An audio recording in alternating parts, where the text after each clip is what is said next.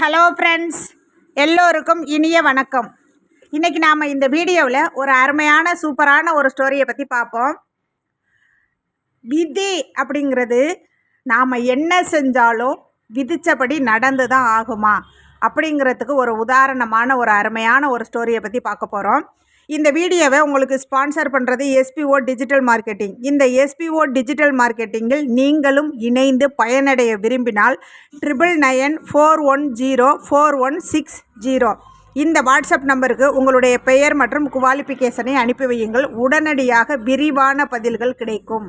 Skip பண்ணாதீங்க. பெரிய தப்பு. தினம் 300 ரூபாய் சம்பாதிக்க அரிய வாய்ப்பு. இன்ஸ்டாகிராம், ஃபேஸ்புக் பயன்படுத்த தெரிந்தால் போதும். Content post and content publishing மூலமா தினம் 300 ரூபாய் சம்பாதிக்கலாம். இந்த வேலை செய்ய 5 நிமிடம் போதும். Work training support, group communication support, all language customer live chat support, முக்கியமா சொந்தமா ஒரு பிசினஸ் ஸ்டார்ட் பண்ற அளவுக்கு உங்களால கற்றுக்கொள்ளவும் முடியும், சம்பாதிக்கவும் முடியும். இந்த வேலை வாய்ப்பு வழங்குவது 5 வருடத்திற்கு மேல ரன் ஆகிட்டு இருக்க நம்ம தமிழ்நாட்டு company school of business organisation private limited. மேலும் விவரங்களுக்கு டிஸ்கிரிப்ஷன்ல கொடுத்திருக்க நம்பருக்கு வாட்ஸ்அப் பண்ணுங்க.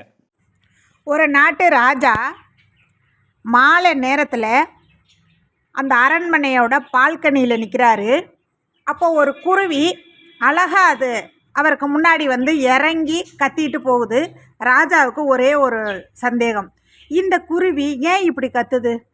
அப்போ இந்த குருவி பாசை தெரிஞ்ச ஒருத்தனை கூப்பிட்டு கேட்கணும் அப்படின்னு நினச்சிட்டு அரண்மனை காவலாளிகிட்ட சொல்கிறாங்க, இந்த குருவிகளோட பாசை தெரிஞ்ச ஒருத்தனை இமீடியட்டாக கூட்டிகிட்டு வாங்கன்னு.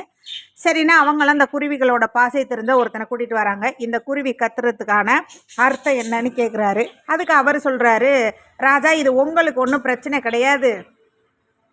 ஆனால் இன்னைக்கு யாரோ ஒரு விவசாயி பாம்பு கடிச்சு சாக போகிறான் அப்படின்னு சொல்லியிருக்கு இந்த குருவி அப்படின்னு சொல்கிறாரு அந்த குருவிகளோட பாசை தெரிந்த ஒரு மனிதர்.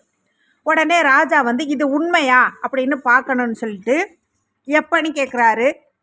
இன்றைக்கே கூட நடக்கலாம், இல்லைன்னா நாளைக்கு நடக்கலான்னு. சரி, ஓகே, நாளைக்கு நாம் வந்து காலையில் போய் பார்ப்போம், இந்த கிராமத்தில் யார் பாம்பு கடிச்சு சாகுறாங்கன்னு பார்ப்போம்.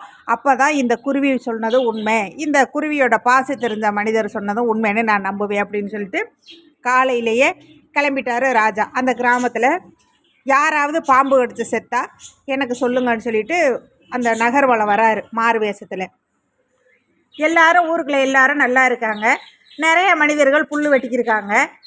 யாருக்குமே ஒன்றுமே நடக்கலை. சரின்னு ஈவினிங்கில் ஒரு மரத்தடியில் வந்து நிற்கிறாரு. என்னடா இது, இந்த குருவி சொன்னது தப்பாக போச்சே, அந்த குருவியோட பாசை தெரிஞ்ச மனிதன் கணிச்சதும் தப்பாக போச்சு அப்படின்னு சொல்லி பேசிக்கி நிற்கிறாங்க. அப்போ அவங்க பேசிக்கி நிற்கும்போது அந்த வழியாக ஒரு மனுஷன் புல் கட்டு தூக்கிட்டு வராரு.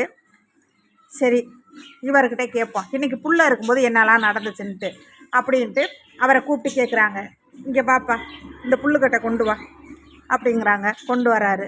கீழே போடு, நீ புல்ல இருக்கும்போது என்னெல்லாம் நடந்துச்சு அப்படின்னு கேட்குறாரு.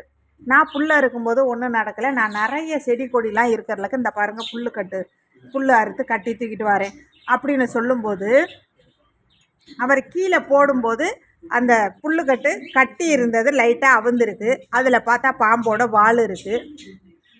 அப்போ மன்னர் ஒரே ஆச்சரியம்.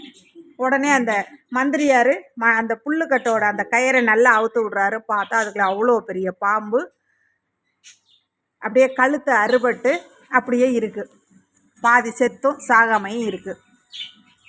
உடனே ஒரே ஆச்சரியம். அப்போ அந்த மனுஷன்ட்டு கேட்குறாங்க, நீ நல்லா யோசனை பண்ணிப்பார், இன்றைக்கி உனக்கு என்னெல்லாம் நடந்துச்சு அப்படின்னு. அப்போ அவர் சொல்கிறாரு, இல்லை ராஜா, எனக்கு ஒன்றும் நடக்கலை. ஆனால் ஒன்று, யாருன்னே தெரியாது, ஒரு பெரிய மனுஷர் வந்தார். நான் புல்ல அறுத்துக்கு நிற்கும்போது எனக்கு ரொம்ப தாகமாக இருக்குது, தண்ணி கொடுப்பா, தண்ணி இருக்கான்னு கேட்டார். நான் புல்ல இருக்கும்போது தண்ணி தவிச்சா தண்ணி குடிக்கிறதுக்காக ஒரு பாட்டிலில் கொண்டு போய் வச்சுருந்தேன். அந்த பாட்டிலில் உள்ள தண்ணியை எடுத்து அந்த பெரிய மனிதர்கிட்ட கொடுத்தேன். அவர் குடிச்சிட்டு என் தலையில் கை வச்சு, நீ 100 ஆயுசுக்கு நல்லா இருப்பாப்பா அப்படின்னு ஆசீர்வாதம் பண்ணிட்டு போனாருன்னு. அப்போ தான் இந்த ராஜாவுக்கு தெரியுது,